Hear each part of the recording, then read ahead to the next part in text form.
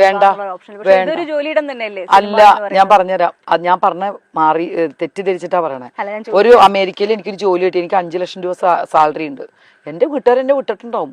പക്ഷേ ആ അമ്മയും അച്ഛനും ദിവസം എന്റെ മോളെ വിളിച്ചിരിക്കും, മോളെ എങ്ങനെയുണ്ട് എന്താന്ന്. കൂടെയുള്ള കുട്ടികളെ വിളിച്ച് അന്വേഷിച്ചിരിക്കും. ഇല്ലേ? സിനിമാ ഫീൽഡിൽ തെറ്റ് നടത്തണമെന്നല്ല സ്ഥലമല്ല അത്. സിനിമാ ഫീൽഡ് എന്ന് പറഞ്ഞാൽ ഇതിനു വേണ്ടിയുള്ള സ്ഥലമല്ല. അങ്ങനെ ഒരു ചിന്താഗതിയുണ്ട്, അത് തെറ്റാണ്. നമുക്ക് വേണമെന്നുണ്ടെങ്കിൽ ഇഷ്ടമുള്ളവരുടെ കൂടെ പോവാം. അതിന്ന് ആരും ഒരു തെറ്റും പറഞ്ഞിട്ടില്ല, കോടതി വരെ പറഞ്ഞിട്ടില്ല. ഒരു പുരുഷനും സ്ത്രീക്ക് ഇഷ്ടമുള്ളവരുടെ കൂടെ പോവാം, അതിന് നിയമം ആണ്. പക്ഷെ ഈ വരുന്ന ആൾക്കാർ മുന്നേ റൂമിൽ കയറിയിട്ട്, ഞാൻ അതാ പറഞ്ഞു, ഇപ്പോഴും ഒരു ഒന്നും ചെയ്യാത്ത ഒരു പുരുഷനെ റൂമിൽ കയറിയിട്ട് നാളെ അവൻ പീഡിപ്പിച്ചു അയാൾ എന്ത് തെളിവ് കാണിച്ചു കൊടുക്കും? ഞാനിപ്പോൾ അവരോട് പറയുന്നുണ്ട്, ഞാൻ ഒരു കാര്യം ഇപ്പം ഇതുവരെ ഞാൻ ആരോടും പറഞ്ഞിട്ടില്ല. ദയവ് ചെയ്ത് പുരുഷന്മാരോട് ഈ പാവം എൻ്റെ ഒരു എളിയ അഭ്യർത്ഥനയാണ്. നിങ്ങൾ ഇനി ഒരു കാരണവശാലും ഒരു ലേഡി റൂമിലേക്ക് കയറി വന്നാൽ ഈ ബട്ടൺസിൽ ഒരു ക്യാമറ വെച്ചോട്ടോ, നിവൃത്തിയില്ല, ഇല്ലെങ്കിൽ നമുക്ക് രക്ഷയില്ല. അത് തമാശ ഒന്നല്ല, ഞാൻ വെറുതെ പറയണതല്ല. കാരണം അവരെന്താ കാണിക്കുക? ചെയ്യാത്ത ഒരാളുടെ വിഷമം എന്തുണ്ടാവും? അയാളുടെ പേര് പറയുമ്പോൾ ആ കുടുംബം അനുഭവിക്കുന്ന വിഷമം എന്താന്ന് ചിന്തിച്ചിട്ടുണ്ടാ?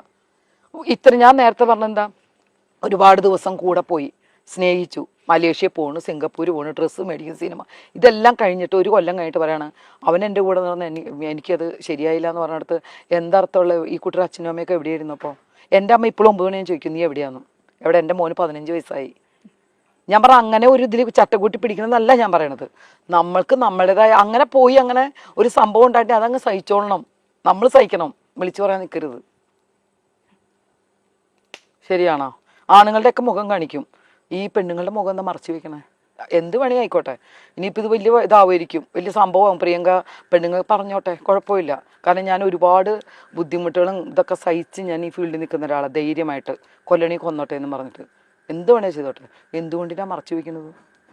അവർ തെറ്റ് ചെയ്തിട്ടില്ലേ? ഇങ്ങനെയുള്ള കാര്യങ്ങളാണ് ഞാൻ പറഞ്ഞു കേട്ടോ. കൊണ്ടുപോയി കൂടെ നടന്നു 1 വർഷം കറങ്ങി അടിച്ചു വന്നിട്ടും അവരുടെ കാര്യം ഞാൻ പറയണേ. അല്ലാതെ ബലമായ ഒരു സ്ത്രീയെ പിടിച്ചു കൊണ്ടുപോയിട്ട് അവരെ സമ്മതം ഇല്ലാതെ ചെയ്യുന്നതിന് ഞാൻ അതിനൊക്കെ കൂടെ സപ്പോർട്ട് ചെയ്യുന്ന ആ സ്ത്രീക്ക് വേണ്ടി നിൽക്കുന്ന ആളാണ് ഞാൻ. പക്ഷെ ഇങ്ങനെയുള്ളതിന് ഞാൻ കൂട്ടു നിൽക്കില്ല, മീട്ടു ഞാൻ കൂട്ടു നിൽക്കൂല. ഇപ്പൊ വന്നിരിക്കുന്ന ഈ വിവാദങ്ങളും വിഷയങ്ങളിലും ഒക്കെ ജെനുവിനിറ്റി ഉണ്ട് എന്ന് ഫീൽ ചെയ്യുന്നുണ്ടോ ഏതെങ്കിലും തരത്തിൽ, അല്ലെങ്കിൽ ഒരു ശതമാനമെങ്കിലും? ഇപ്പോൾ ഹേമ കമ്മീഷൻ അതാണല്ലോ നമ്മൾ സംസാരിക്കുന്നത്.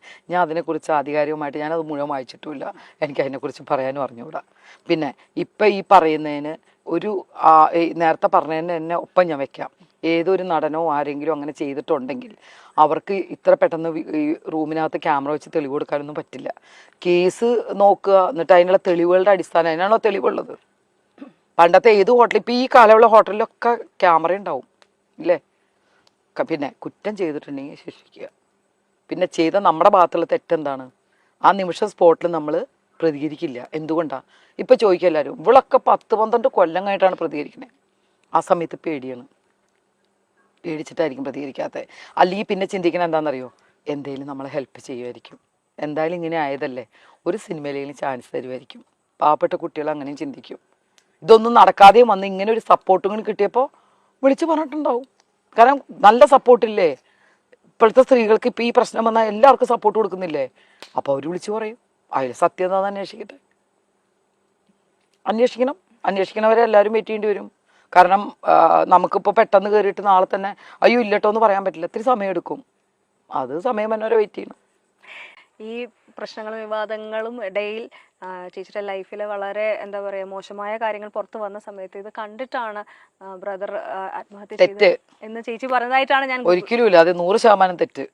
പിന്നെ ഞാൻ ഫീൽഡിൽ വരുന്നതിന് മുമ്പ് എന്റെ ബ്രദർ മരിച്ചു. അതെങ്ങനെ മരിച്ചു എന്ന് ഞാനിപ്പോ വെളിപ്പെടുത്താം, ഇതുവരെ ആർക്കും അറിയില്ലായിരിക്കും. മോഹൻലാൽ ഉത്സവപ്പിറ്റ് എന്നൊരു പടം ഉണ്ടായിരുന്നു. ആ പടത്തിൽ ലാലേട്ടൻ ലാസ്റ്റ് തൂങ്ങി മരിക്കുന്ന സീനായിരുന്നു. ആ കുട്ടികളുടെ മുമ്പിൽ എന്റെ ബ്രദർ ചെയ്തിട്ട് 14 വയസ്സിൽ കാലറിയാതെ സ്ലിപ്പായി പോയിട്ട് മരിച്ചതാണ് എന്റെ ബ്രദർ. അവനന്ന് 14 വയസ്സ്, ട്വിൻസ് ആയിരുന്നു. ആ ഒരാൾ മരിച്ചത് ഞാൻ ഫീൽഡിൽ വരുന്നതിന് മുമ്പ്. അന്ന് എനിക്ക് 13 വയസ്സ്. ഈ ഇൻസിഡന്റ് ലാലേട്ടൻ അറിയാം, ഇത് പേപ്പറിൽ വലിയ ന്യൂസ് ആയിരുന്നു. അത് വന്ന് ഭരത് സാറാണ് അത് ഡയറക്റ്റ് ചെയ്തത്, അദ്ദേഹത്തിനും ഈ ഇതറിയാം. ആ ഒരു സ്നേഹം എൻ്റെ അമ്മോടും എന്നോടും ലാലേട്ടനുണ്ട്. പക്ഷേ ഇന്ന് ഇപ്പൊ ഇന്റർനെറ്റിൽ നോക്കിക്കഴിഞ്ഞാൽ പല വാർത്തകളിലും പറഞ്ഞു വരുന്നത് ഈ സഹോദരൻ മരിച്ചത് ചേച്ചിയുടെ ലൈഫിലുണ്ടായ വിവാദം ഉണ്ടായ പിക്ചർ കണ്ടതിന് ശേഷമാണ് സഹോദരൻ ജീവൻ. ഒരിക്കലും അല്ല. ഇത് കേട്ടുകൊണ്ടിരിക്കുന്ന മരിച്ച സമയത്ത് പെരുമ്പാവൂർ വെച്ചാ മരിക്കുന്നത്. ആ നാട്ടുകാർക്ക് കറക്റ്റ് അറിയാം എന്താ സംഭവം എന്ന്. അന്ന് പ്രിയ ഫീൽഡിലില്ല. അപ്പം ഇത് ശുദ്ധ നുണയല്ലേ പറഞ്ഞത്. അപ്പം ഇതുപോലെ എത്ര എത്ര ന്യൂസ് എന്നെക്കുറിച്ച് പറയുന്നുണ്ട്. ഇതൊരു ബ്രദറൊക്കെ മരിച്ചത് എന്ന് അത് കഴിഞ്ഞ് എനിക്കൊരു ബ്രദറുകൾ കുവൈറ്റിൽ വർക്ക് ചെയ്യണം വൈഫും കുട്ടിയായിട്ട്. ആ ബ്രദറും ഇതായിട്ട് യാതൊരു കണക്റ്റഡും അല്ല. പക്ഷെ ഞാൻ അതും കേട്ടു. ആ പത്രം അന്ന് വിറ്റത് എങ്ങനെയാണെന്നറിയോ? ഞാൻ കണ്ടതാ. അന്ന് ഞാൻ സത്യമായിട്ട് പൊട്ടിക്കരഞ്ഞിട്ടുണ്ട്. ഞാൻ പാസ് ചെയ്യുമ്പോൾ കടയുടെ മുമ്പിൽ തൂങ്ങി കിടക്കുന്നു. പ്രിയങ്കയുടെ ഫോട്ടോ ഉണ്ട്, നഗ്നമായ ഫോട്ടോ ഉണ്ട്, ബ്രദർ തൂങ്ങി മരിച്ചെന്നു. ആലോചിച്ച് നോക്ക്. അപ്പം അത് എന്തിനാണ് ഹെഡിങ് കൊടുത്തത്?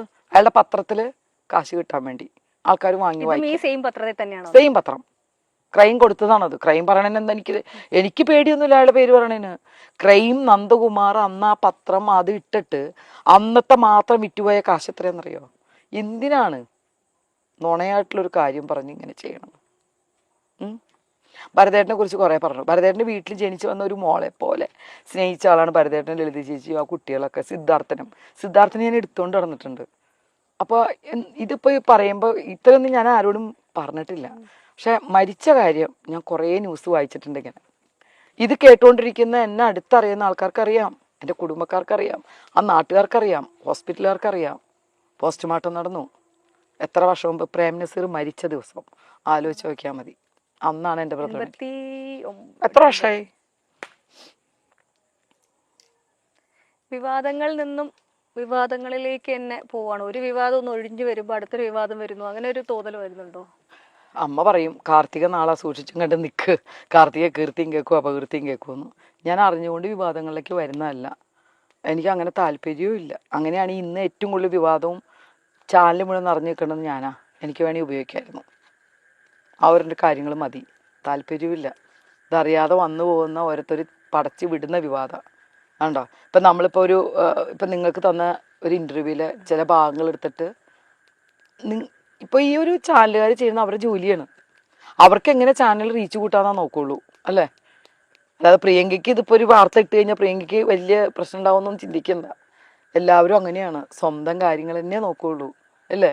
അതിന് തെറ്റ് പറയാനൊന്നും ഞാനാണല്ല. പക്ഷെ ഇപ്പം ഈ ചോദിച്ച ചോദ്യം അതിനുള്ള ആൻസർ വലിയൊരു ആൻസറാണ്. ഈ ലോകത്തുള്ള ആൾക്കാർ ഈ ചാനൽ കാണുന്നുണ്ടെങ്കിൽ അവരറിഞ്ഞിരിക്കണം. ആ സിനിമ വരുന്നതിന് മുമ്പേ എൻ്റെ ബ്രദർ മരിച്ചു. അതിൻ്റെ ദുഃഖം ഇപ്പോഴും മനസ്സിൽ കൊണ്ടുവെക്കുന്ന ആളാണ് എൻ്റെ അമ്മയും ഞാനും.